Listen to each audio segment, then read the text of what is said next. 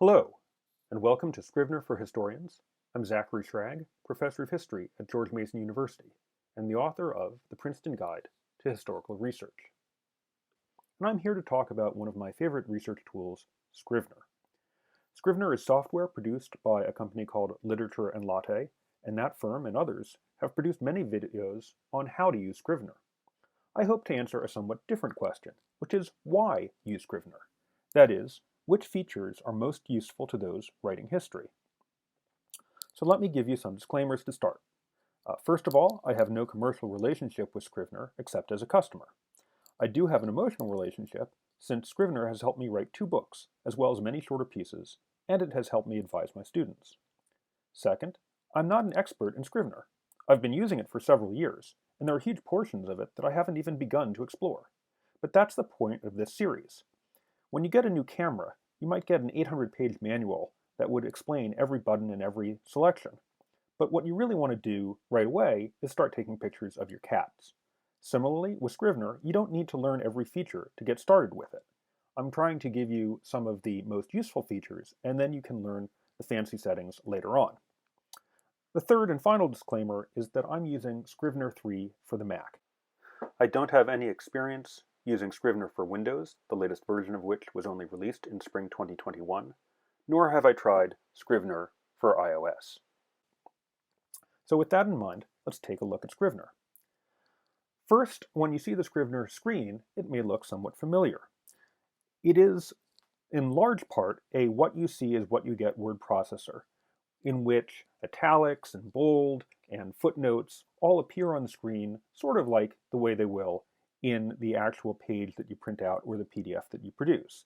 This is in contrast to something like HTML or Markdown, where you see code indicators for some of those same formatting tools. So that sense, it will look familiar to users of Microsoft Word or similar word processors. There are, of course, things that will switch when you move to a new application, different keystrokes, different commands, but again, this will be somewhat familiar. Scrivener is also designed to import from Microsoft Word. This particular document, which I have on the screen, is Theodore Roosevelt's 1882 book, The Naval War of 1812, which is something that I downloaded and cleaned up in Word and then imported into Scrivener. So you can export from Word to Scrivener or from Scrivener back to Word using a function called compile. Let's compare how Scrivener presents a document to the way that Word presents the same document. So here we have the Naval War of 1812 in Word format. And the very first thing that you should notice is that Scrivener puts its footnotes on the right in a panel called Inspector, whereas Word puts them on the bottom, where they might appear on a printed page. Now, that's fine for a printed page, which is taller than it is wide, but most monitors are wider than they are tall, so Word wastes a lot of white space by putting its footnotes at the bottom. By putting its footnotes on the side, Scrivener reclaims that space so that for any given document, you'll get a lot more text. So here we have the same text in both Word on the left and Scrivener on the right in about the same size.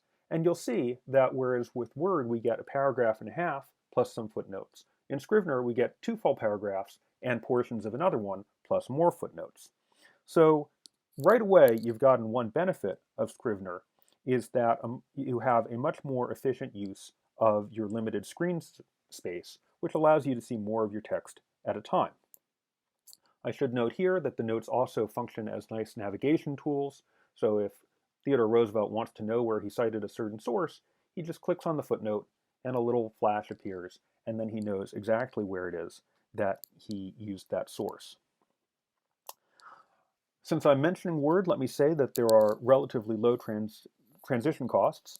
Again, it's not a terribly new environment. You can import existing documents from Word, export back out to Word, which many of your readers or editors may expect, and the cash expense is relatively low as well. As of March 2021, Scrivener only costs $49, and educational users, teachers, and students get a discount, and there's also a 30-day free trial, which is plenty enough time to decide whether it might be for you.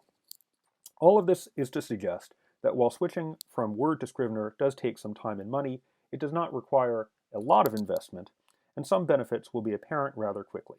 In subsequent episodes of this series, we will explore some of those benefits in greater detail.